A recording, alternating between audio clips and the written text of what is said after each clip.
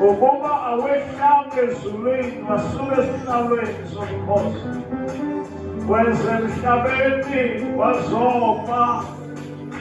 wenziwa ihlazo waqolotelwa kuba uphindiselwe ngamandla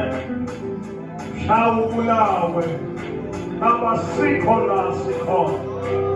kodwa umusa owenze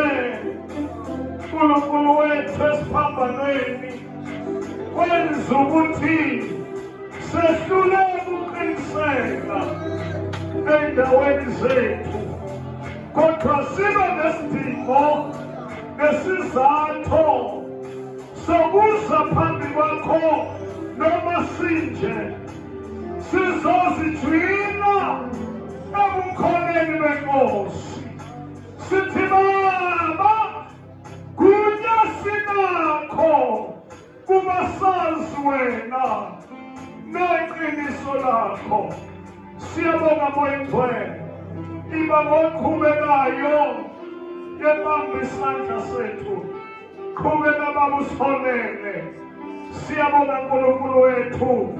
omkhonzi wakho hlala kuye njalo egameni umfana uJesu Kristu ozobuya masinyane amen.